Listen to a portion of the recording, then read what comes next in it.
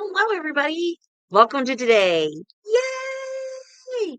Happy whatever day of the week it is for you. Today is a Monday. So happy Monday if you're watching this today.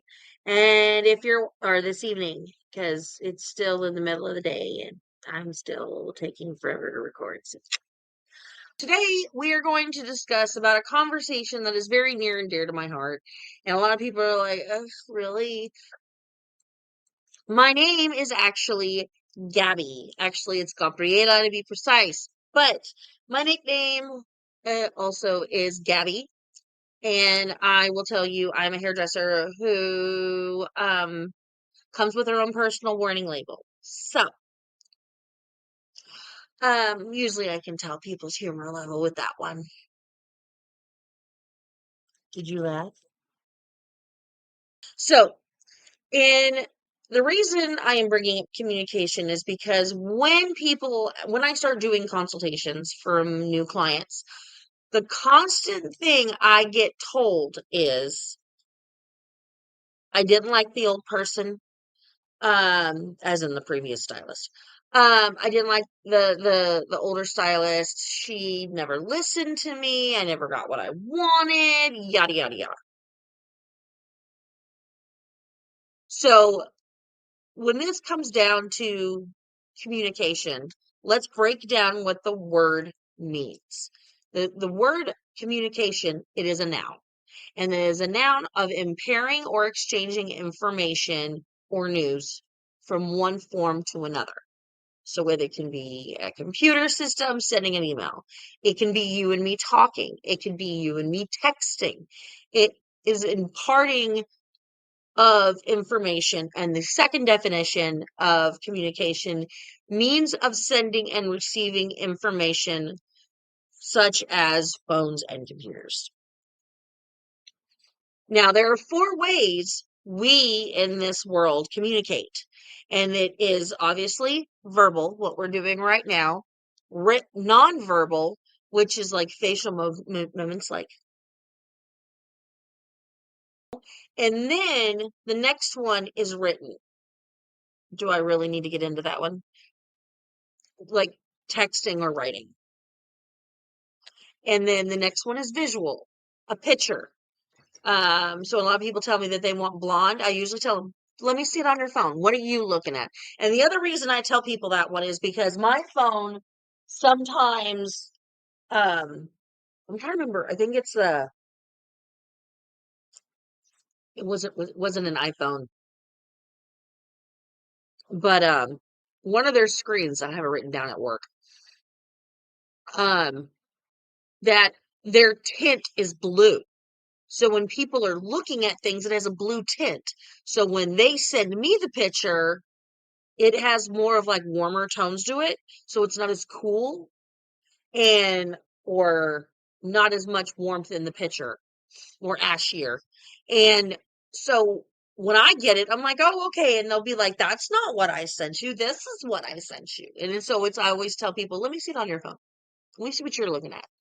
So my eyes and your eyes can see the same thing. Of course, it doesn't really necessarily work if you're colorblind, which that comes in from time to time. But communication is the hardest thing to do for the human race in general.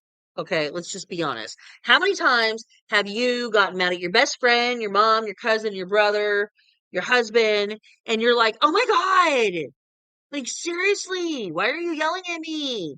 When did you tell me this? So it happens. Communication is difficult. So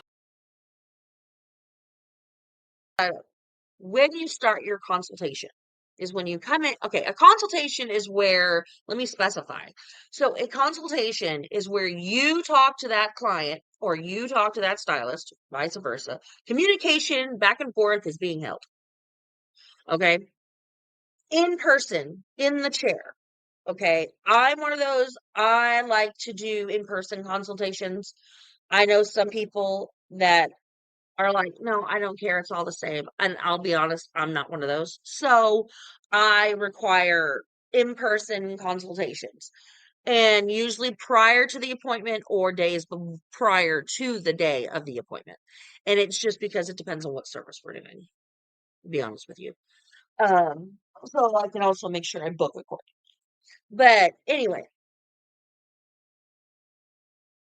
now the consultation is where I figure out what you're wanting, what you got going on. So my job is to map how I'm supposed to get your hair done in my head. Okay. And this is where I tell people I'm a very intellectual stylist, which means I'm not as artistic. I'm more scientifical, mathematical. And so when people start talking to me about how I want this, my question as I start thinking is how many layers, how many levels do I have to lift up to get to this color that is desired with what toner? So I start mathematically doing your color formula in my head. And I always have to tell people it's kind of like you kind of how I kind of tell people just imagine I have one of those big, huge dry erase boards from like the Big Bang Theory, and I'm literally going, okay, natural level 4, and then this is color desired, mathematical equations to get A to B. So in a consultation is we have to figure out how we're going to do that. So we also sit here and we will tell you this is going to be a multi-step process. And some people are like, why? When my friend can go blonde and I can't. Your hair might not be able to physically do that in one sitting. Now that I'm not saying that it can't happen, but I'm saying the probability of you going from dark to light in one sitting, unless you're natural, I mean, I don't see that happening and it going over smoothly.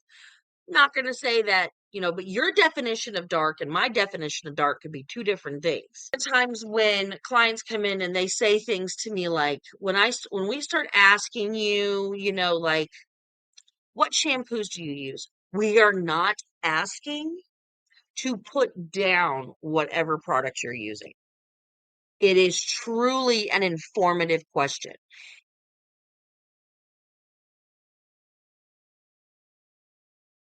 And the reason I say that is when a client tells me anytime she goes and she gets her hair color done, and it doesn't even last 2 to 3 shampoos.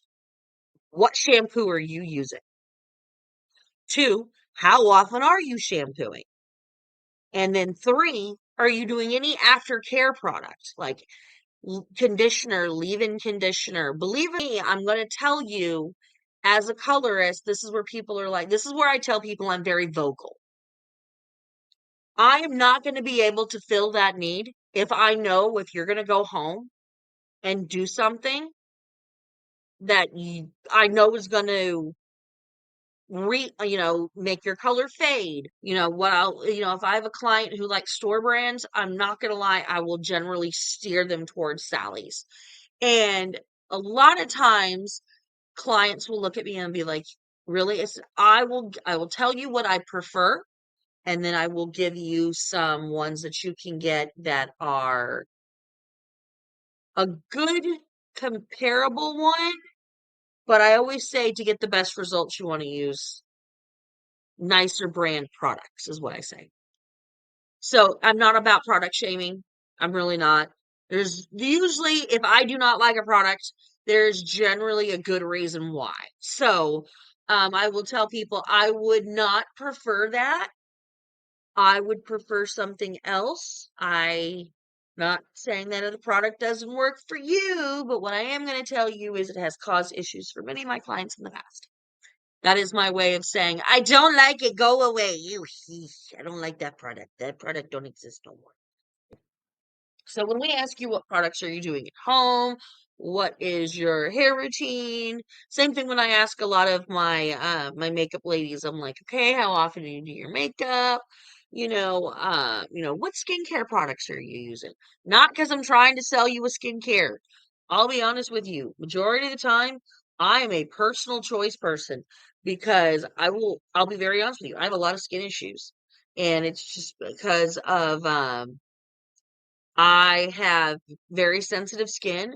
On top of the fact, I went through chemo about 10 years or so ago, and the chemotherapy had a side effect, and a lot of my, I guess, allergies that were never loud before got intensified through chemo. So it's just a thing.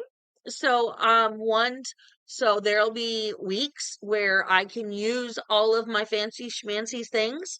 And then, but when I have a horrible allergy flare up, it is back to basics and all of my stuff is all natural. And that is why when a stylist starts asking you about like products and stuff, we just need to know what you're using at home so we know what you're going to go home and put on your hair. Because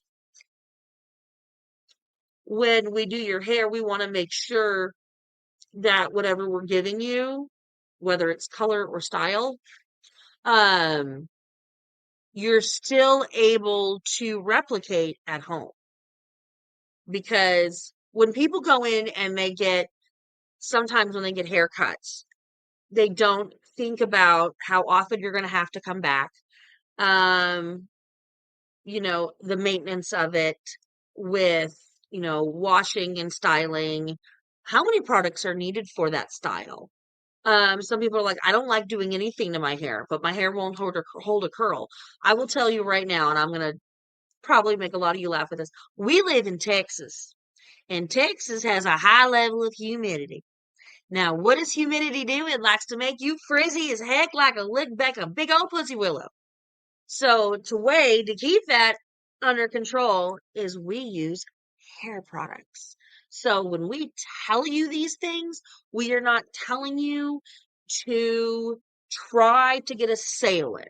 I will tell you honestly, these are the ones, like I said, I prefer, but these are some other ones you can use instead. Because my job is not to sell you the products. Make my job is to make you like your hair. My job is to get you to enjoy your hair. And don't get me wrong, I'm not talking about you doing your hair for an hour and a half is acceptable. Let me make that abundantly clear. What I'm talking about is saying, like me, when I shampoo my hair and I condition, I get out, I do my leave-in conditioner, I do my um okay, what I use depends on, like, did I do my deep conditioner that day, or did I do my semi-deep conditioner, or did I do my daily rinse out? And what I mean by daily rinse out, if I have to shampoo my hair multiple days in a row, usually it's when I get a lot of clipper cuts, because they get up in there, um, or I've just had a rough day, then I will use a heavier leave-in cream, leave-in like curl cream. Then I use my serum and I put it in. Now, if I'm going to bed, then what I will do is I will put it into two-strand twists and then I will set them and then I will put my shower cap on and I will go to bed on my satin pillow. And if I wake up the next day and I don't quite like the way the curl looks, then I have my round brush blow dryer combo. They are the coolest thing ever in the entire world. Woot, woot. And then I will like blow it out and kind of give it a little bit more shape and then press my ends. Or sometimes I'll just leave it out and wear the curly because I like it curly. But what I'm saying is we just need to figure out what your routine is so we know how to tell you how to handle it. So, because an educated client is a happy client, and a happy client is an educated client. Because then they know, oh, okay, I can do this and this and this and this. Oh yeah, okay, yeah, I can do that. I'm gonna bring this up right now. And when we hear my hair keeps falling out. Now, when we hear that question, when people tell me that, I automatically think of, one, how stressful is your life? And you'll be surprised how many people have the mounds of stress going on in their life. And it's stress that people don't even put into consideration. And when someone like that comes in, I have to then kind of connect on that personal level and be like, okay, well, and then I kind of have to go into, are you eating right? Are you sleeping right? Are you, so stress does have an effect on the body. Everybody knows this. Another thing is when we ask you about your diet, um, the only thing I always tell people is, do you eat the food pyramid every day? And I know the answer is generally no. A lot of people don't even know what the food pyramid is anymore. And I will tell you right now, I feel really freaking old because when I ask these questions, especially like young little like teenagers, they look at me and they're like, "Ooh, what's that?" And I'm like, "Do you eat the right food groups every day?" And they're like pizza? So, you feel very discouraged. No one knows what it is anymore. All by myself. Don't wanna be all by myself anymore. So if you know what the food pyramid is, please like and share below. Or please grab the like button and then tell the like button that he needs to do the food pyramid. It just really makes me sad that kids don't know this stuff anymore. And I'm like, what are they teaching them? So anyway, water is a big thing. I'll always tell my clients that when they come in to get a color, I need to make sure you drink lots of water before you come in, and it's to hydrate your skin so the color comes off easier. Yep. Now, I'm not saying that you won't stain, but I'm saying that it's easier to remove because your skin is more hydrated. Crazy, huh?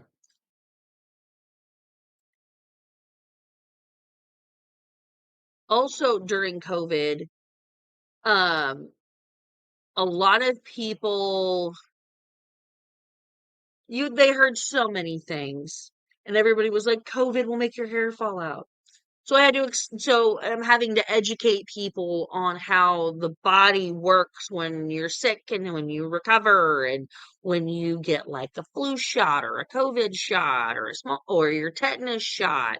I shit really bad when I get my tetanus shot because, we have to get it, because we work with scissors. And, so, you know, my head always sheds horribly, horribly. And the year before I had to get a full hysterectomy. I my ponytail is not that big. It's still growing back, remind you, because this is only like last year. But if you look when I go like this, okay, except for all of that is new growth that is coming back from from my surgery, and it happened last year. And so as of last month, it's been a year since surgery. And it is amazing to me that we don't put those kinds of things into consideration, that, or at least we know of it. We know that they work. They know that they go together. But sometimes it's kind of like you need somebody to say, hey, no, that's an actual thing. Uh, my head was shedding horribly. And I even went to the doctor and was like, hey, I can't sleep. I can't do this. And sleep will affect your hair. You're not resting well, So when we ask clients a lot of these questions, we're not trying to criticize you. We're not trying to be nosy Nellies. It is actual what you do to your body, you get out through your hair. So if you're not taking care of your hair's not going to come out the healthiest. You don't take proper care of your hair is going to get dry and brittle you know, and it will become weak and it can break and, start shedding more than normal and it will split faster, especially if you don't protect it.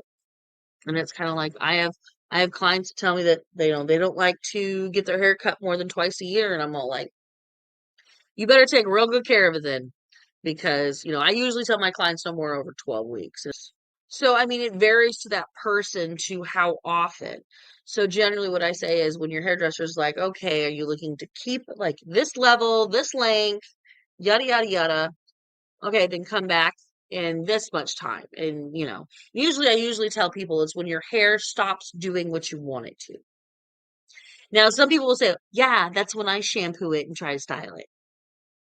And that one, I would say, then, practice more at home. And some people, they don't like to. And they're like, "Ah, I just don't see the point in it." And it's the whole learning how to do it thing. And it's not always fun. I get it. But there that if you're wanting to get a hairstyle that makes you have to do it, then that's just part of it. But if you're wanting a hairstyle that doesn't require really any effort, I would say your drying stylings are like I said when you get out of the shower and like I told you I twist mine, are your fun way, your no heat styling. I like to call them drying styling as well. I'm very big on hot rollers. Love hot rollers. Love them more than I should. I feel sometimes people look at me and they're like, really, Gabby? And I'm like, yes, really. I love my hot rollers. Y'all can deal. So, just thinking. So when stylists ask you, especially like your lifestyle, your job. I have a client